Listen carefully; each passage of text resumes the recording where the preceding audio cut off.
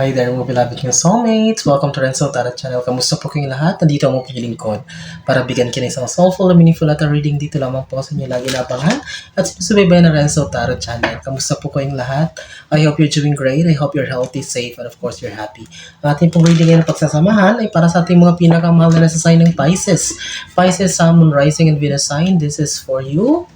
Alright, so I'm so happy na lagi po kayong nandyan. Thank you so much po sa ating mga FW sa buong mundo na lagi nakaabang at nakasuporta.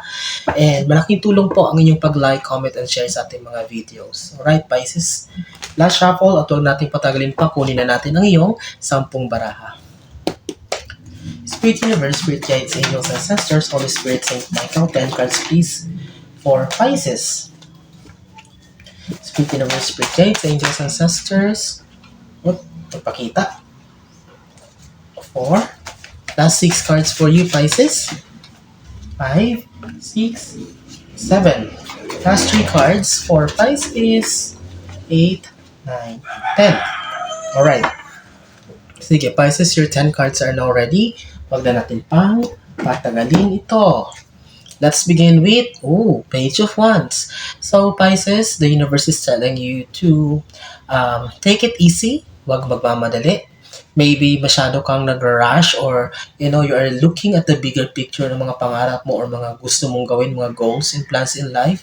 With the Page of Wands here, you are advised to, kumbaga, one step at a time. Huwag kang magmamadali kasi baka matisod ka, madapa ka. Okay, you are bound for blessings. May mga blessings sa parating, may good news, magbubunga ang lahat. But kailangan mo muna maging grateful. Kailangan mo muna ma-appreciate kung anong blessings na meron ka sa ngayon. Ayun meron naman mga dahon na tumutubo, but hindi man ito kasing laki or kasing bilis ng ine-expect mo, but at least meron. At yan yung dapat mong matutunan. Kasi kung magmamadali ka, kung you're going to rush everything, mahirap na kung mag-fail, you're going to start all over again. Alright, Pisces? So, 7 of Pentacles. So, I can see here you are being pressured or talagang pressure kayo. Kasi that's why naintindihan ko na kung bakit kayo nagmamadali. You are rushing everything because may pressure ako nakikita dito. You really want, may kotang nangyayari dito na certain amount na gusto mong maipon or you're worrying about finances, a certain financial situation na kailangan mo ng pera, may pera kang iniipon, nililikom, o may kailangan kang bayaran, may isettle na kinakailangan ng malaking pera. Okay, so nakikita natin energy mo dito, Pisces, with the 7 of Pentacles. You need a big amount of money or pera talaga ang may kinalaman sa parang nagwo-worry or nagpapa-stress sa'yo lately. Okay? So, tingnan natin. Temperance is the key. Okay, temperance, patience. Okay, so faith, have faith. Magtiwala ka. Huwag kang magmamadali, huwag kang mag-give up agad, huwag kang susuko. With the temperance card here, you are guided by your ancestors and guardian angels. So, kailangan mo lang lakasan ang loob mo. Huwag kang bibigay, huwag kang mag-give up. Magbibigay ang universe ng paraan, ng solusyon, ng mga signs ng mga tao. Mapapadala ng mga tao para tulungan ka or mga sitwasyon na maaaring makadugtong na dito sa mga problemang pinagdaraanan mo. But with Temperance card here, this is not the best time for you, Pisces, to give up or to lose hope with your current situation. Okay? Temperance, patience is the key. No pressure at all. Take it easy. Ayusin, harapin ang lahat ng kalmadong pag-iisip. Right. Ganda. Pang-apat. 4 of Cups, help is on the way. There's a solution. May tulong na parating sa'yo. That's why you don't need to worry. Huwag kang maratel. Huwag kang parang nape-pressure or parang overwhelm ka kasi. I understand you. Of course, kailangan mo nang gawa ng paraan.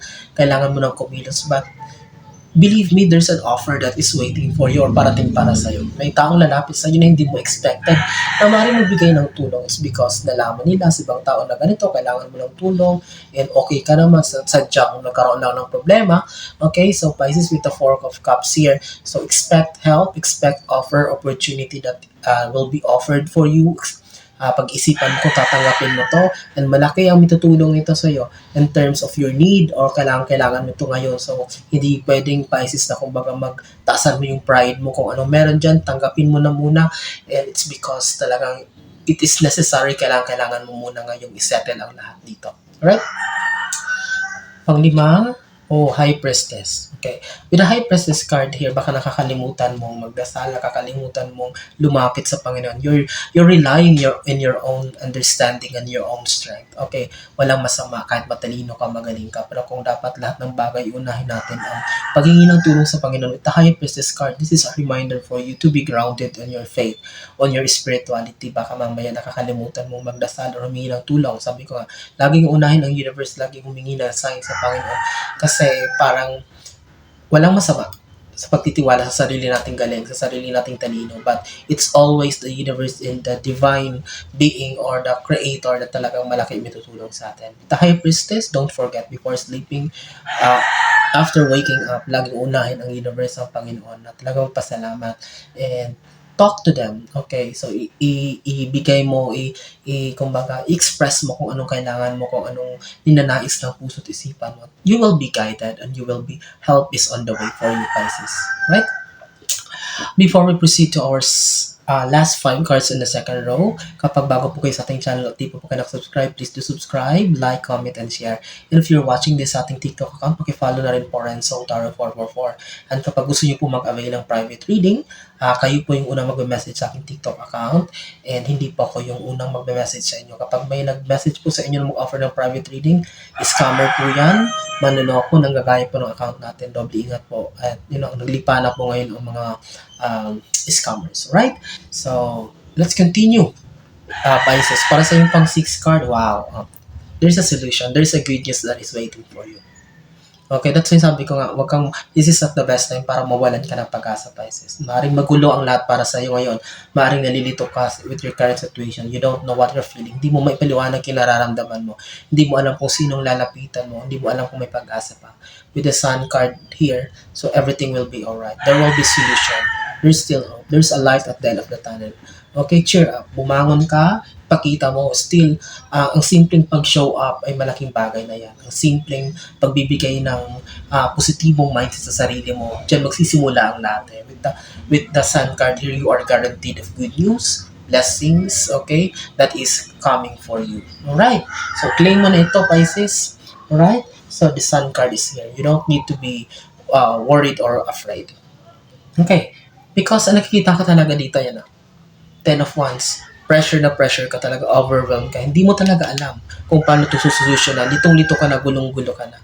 Pero ang pinag-uusapan dito natin, Pisces, grabe talaga itong pinagdadaan mo. Talagang, kumbaga, nakikita ko dito, parang walang tumutulong sa'yo. Parang you're doing your best para solusyonan ito sa sarili mo lang. That's why nahihirapan ka. That's why parang nape-pressure ka na, overwhelmed ka kasi you're doing your best. Masolusyonan ito, harapin ito, gawan ito ng paraan sa sarili mo lang. Why don't you go outside and ask for help from other people? Okay? Although hindi ka sanay sa ganitong sitwasyon na humingi ka ng tulong sa iba, pero kung hindi mo talaga kaya, wala ka ng choice. Kasi nakikita natin dito, talagang overwhelmed ka. Durug ka na. Okay? It's like sad-sad. Baon na baon ka na dito. Pisces, overwhelmed with pressure. Pera ang problema mo dito. So, Pisces, believe me, but with the Sun card, sabi ko, kailangan mo nang lumabas ng comfort zone mo. Maraming tutulong sa iyo dyan. Oh, Strength card is here. Look how connected the cards are.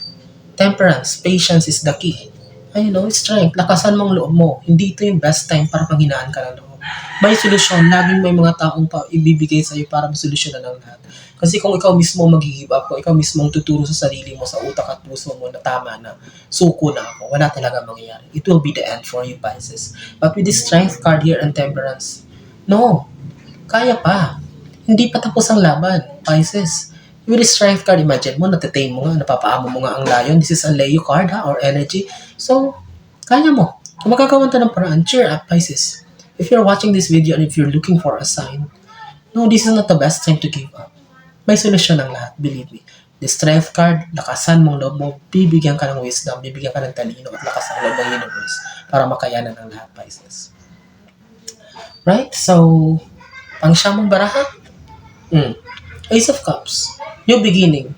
Relationship, new job, new business opportunity, blessings, good news is waiting for you.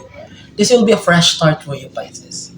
Malayo doon sa puro problema. Malayo doon sa mga frustrations, disappointments na naranasan mo. Betrayals, pagtatraidor, and painful experiences. A lot of things, a lot of hardships ang pinagdaanan mo. But with the Ace of Cups, believe me, you're on the right track. Tama yung tinatahak mo. Kaya ka nararanasan na lahat ito because malapit ka na eh. You're at the edge of victory.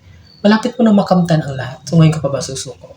Everything will fall into place for you. Maaaring hindi mo pa naintindihan ngayon, but later on, believe me. Okay? Pisces, you will be realize, okay, tama pala. That's why, buti na lang nilaban ko. Buti lang worth it pala ipaglaban ang lahat. Okay, despite sa mga taong tinalikuran ka, pinagtawanan ka, tinaydor ka, iniwan ka sa ere, but still, you did your best, Pisces, para ilaban ito. With the Ace of Cups, this is a confirmation that you are on the right track. Hindi ka pwedeng magsisi dito. Hindi mo pwedeng bitawan ito because malapit na. You're at the edge of victory, of success. Okay? Wow, Pisces.